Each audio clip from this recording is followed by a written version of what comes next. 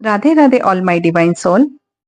आज आपके लिए जो एंजल मैसेज आए हैं वो हैं opportunity, listen to your intuition, ask your angels and within the next few months and bottom of deck में सिचुएशन विल इम्प्रूव। तो ये मैसेज जितना आपसे रेजोनेट होता है उतना आप रख लीजिएगा, बाकी को जाने दीजिएगा। डिवाइन की तरफ से आपके सामने अपॉर्चुनिटीज आ रही हैं, आपको उनके लिए एक्शन लेना है।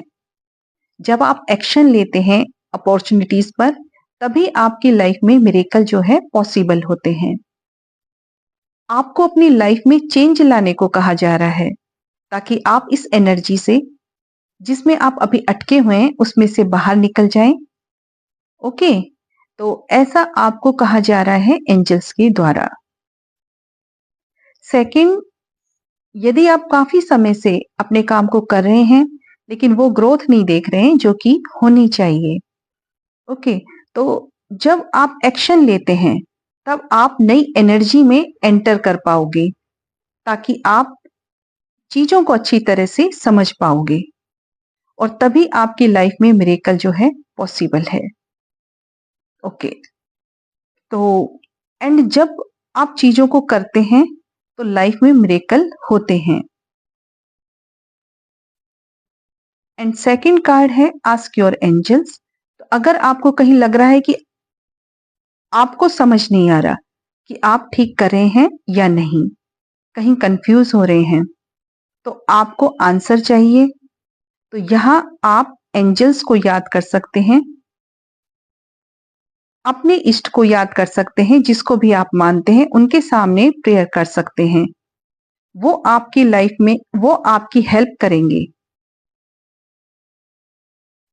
वो आपको किसी भी माध्यम से, मैसेज के जरिए, किसी वीडियो के जरिए आपको आपके एंजल्स द्वारा मदद मिल जाएगी, या किसी पर्टिकुलर व्यक्ति के माध्यम से भी आपको आप तक मदद पहुंचा दी जाएगी।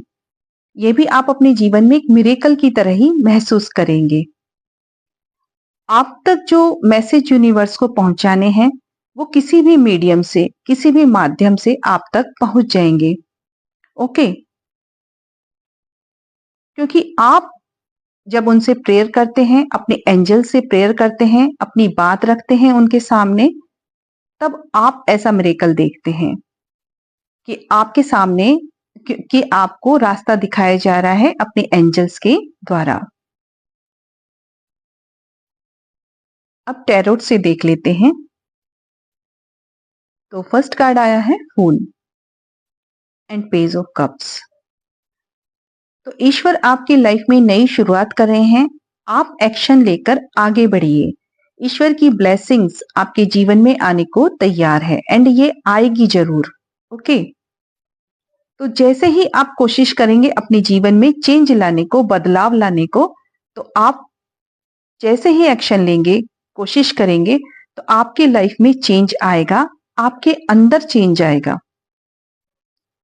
आप देखेंगे आप देखेंगे और ये आप ये फील भी करेंगे कि आपके अंदर बैलेंस आ रहा है, आप मैच्योरिटी की तरफ बढ़ रहे हैं, मैच्योरिटी आ रही है आपके अंदर, हर चीज को अच्छे से समझ रहे हैं। ओके, तो जब हम किसी भी काम को करने के लिए आगे बढ़ते हैं तब हम बहुत सारी चीजें फेस करते हैं और हमारे अंदर पेशेंस भी आता है। तो इस तरह से हम बैलेंस फॉर्म में आते हैं। तो आप कोशिश करिए और आगे बढ़िए, आप बैलेंस फॉर्म में आने वाले हैं। एंड सेकंड चीज है सेंसिटिविटी। तो आपके अंदर इमोशनल इनमेच्योरिटी की शुरुआत हो रही है।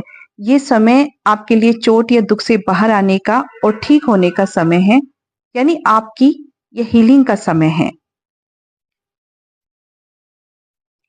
यूनिवर्स आपको जिस रास्ते पर ले जा रहे हैं वो बिल्कुल सही है, उन पर आप भरोसा रखें और बहुत जल्दी आपको उम्मीद की किरण नजर आ जाएगी और आपका विश्वास परम पिता पर बढ़ जाएगा और कुछ समय में आप अपने जीवन में शांति महसूस करेंगे। ओके, आपको कहा जा रहा है कि आप उम्मीद मत छोड़ो, आशा बनाए रखो जो चीजें आपको अभी मुश्किल लग रही हैं, कुछ ठीक नहीं लग रहा, तो वो सब चीजें ठीक हो जाएंगी। बस आप उम्मीद बनाए रखें और आप सफलता देखेंगे अपने रास्ते में, क्योंकि आप जिस राह पर अपने कदम बढ़ा रहे हो वहां पीस को, शांति को महसूस करेंगे। शांति मिलेगी आपको और आपके हर कदम पर आपको साथ मिलेगा एंजल्स का, क्योंकि जब आप अपने कदम बढ़ा रहे हो तो आप एक तरह से दिव्य आशीर्वाद की तरफ बढ़ रहे हो।